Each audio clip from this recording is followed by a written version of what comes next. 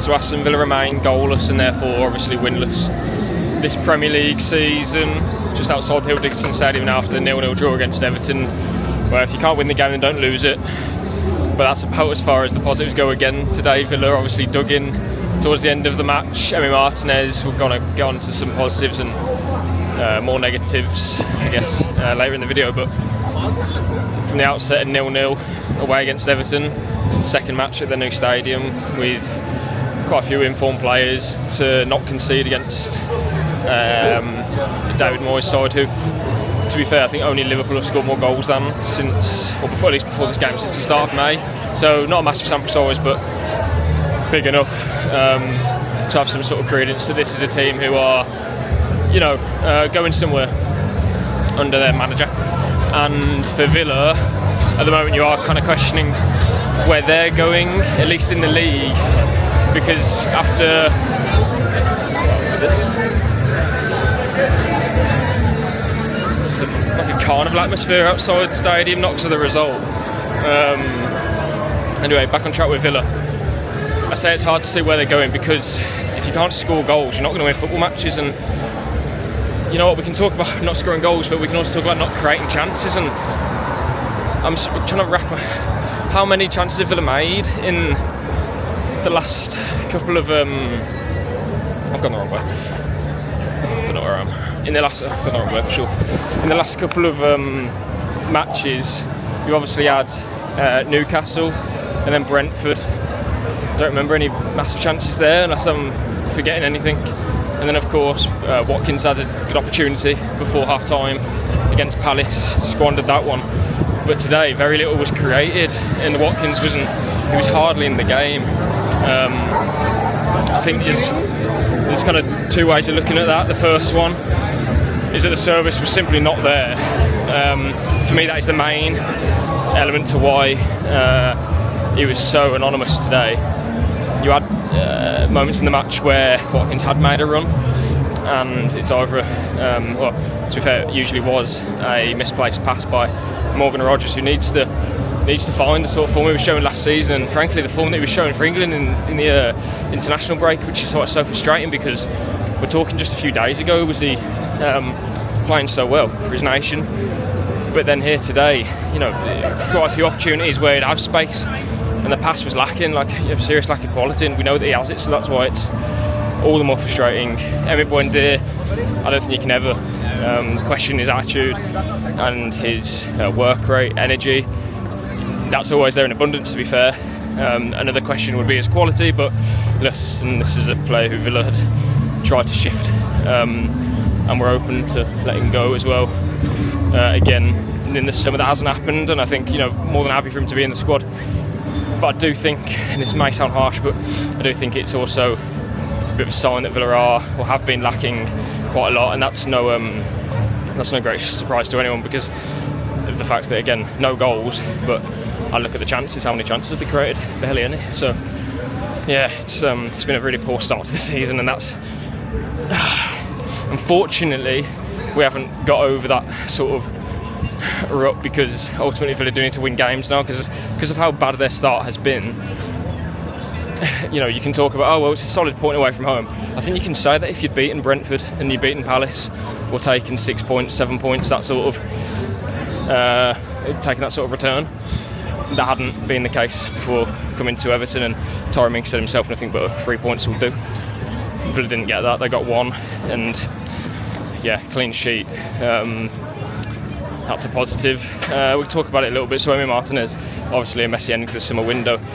I did a piece earlier in the week, or the back end of last week, I can't remember, or even just after the window closed in fact, and said, well, in a weird way, Martinez is lucky that the ending to his Villa career hadn't been under this cloud of, because that's how it would have ended. But actually, some Villa fans might never kind of get that image out of their head of he's keen to join United. However, there is a situation this season, or whenever he does leave, it could be very different. And if he applies himself and returned with the right attitude and refocused, then that's all we can hope for, because he can't let his Villa career fizzle out. And for everything that he's been a part of so far, and he's been a key part of it. You need him to, or you want him, sorry, and other players as well to kind of go that kind of bit further now. Be it I don't know, win silverware, really cement yourself. You know, in the kind of history books. If Villa win a trophy this season, that's fantastic. However, those thoughts and feelings, I'm not going to talk about it now. Villa haven't scored this season in the league, so we can't look towards that right now. In terms of the game, a little surprised to see Harvey Elliott not start, to be honest, but understandable. Only joined the club in the international break, hadn't actually, I think more importantly, trained with most of his new teammates for more than a couple of days, 3 days maybe. What I would say as well, okay, thank you. What I would say in addition to that is that the alternatives, you know, Wendy is the one there that does know his teammates well. Gaston obviously not, Sancho obviously not as well. So Villa also, or Emery, sorry, choosing to start Bogard in the midfield alongside Tielemans. So McGinn was pushed further forward a little bit, but then also dropped into the double pivot, didn't he? When Bogard could come into the back three when in possession. I think Bogard was quite shaky in the first half, to be perfectly honest. He definitely grew into the game in the second half. Emery called his performance fantastic, and you know, if I only saw the second half, I think I'd agree in elements. But I do think in the first period there were occasions where Everton quickly swarmed him, and Villa were under a bit of trouble when that happened. Konsa not particularly safe and secure on the ball as it usually is. But it's been there for so many years, and he is usually that I'm not particularly concerned about it. I thought Beto had a good game for Everton, to be fair. But yeah, kind of cutting to the chase again. It's now 4 Premier League games without a win for Villa. The goals, that's the more worrying part of this trend. Brentford on Tuesday, that's obviously a chance for Villa to kind of, well, not end it in the league, but just for this season, return to some sort of formal confidence. But then Sunderland and Fulham for me, I know, again, it's difficult because we're talking about how many chances Villa made, let alone score goals. Those are the games that you need to win now. And as we said, Tyrone Mings before this match saying that nothing but 3 points will do. Well, you can bet your bottom dollar that that'll be the attitude that they have now going into Sunderland next weekend, regardless of what happens at Brentford.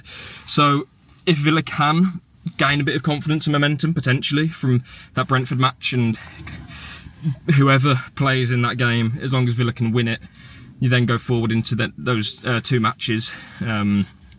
You obviously have the European game as well, final between, but just the 2 league games. The matches are coming thick and fast, right? But it's really important that Villa now start to put wins on the board, because you know, I'm not looking too far forward into the season, but I think we all know that if Villa don't start scoring goals and winning games, then there's going to be a big gap that's going to be created by the time that the October international break comes around. And yeah, of course, they can recover that. We saw last season how Villa, after a really poor middle of the season, clawed so many points back. But I don't want to talk too much in the future right now, because there's so much football to be played in the next couple of weeks, let alone in the months ahead.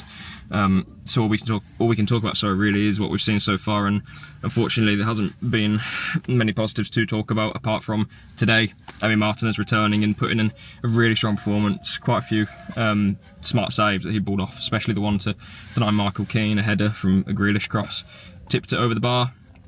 Martinez, cash was booked in the first half, having fouled Grealish, and was on a bit of a tightrope after that. But to be fair, you know, stuck to his task well, because that's no easy task to stop Grealish in the kind of form that he's in, being on a yellow card as well. A real shame about Tielemans, who picked up an injury. Unai Emery said, I asked him after the game about Tielemans, was it an injury? Emery replied yes, and then obviously asking him for specifics, but didn't really want to go into it. So yeah, we should be able to find out more as we go on. But Emery kind of keeping his cards close to his chest there, I guess. No kind of specific timelines either on other players to return, but he did say hopefully they'll be coming back soon. Kamara, Onana, Barkley. So Villa at the moment without 4 midfielders, and your sort of first 4 choice midfielders, if that makes sense. Obviously McGinn can come into that as well, but already, yeah, players dropping like flies in the Premier League in terms of injuries, and Villa, unfortunately, well, adding to that overall number. So where do Villa go from here? Pretty simple.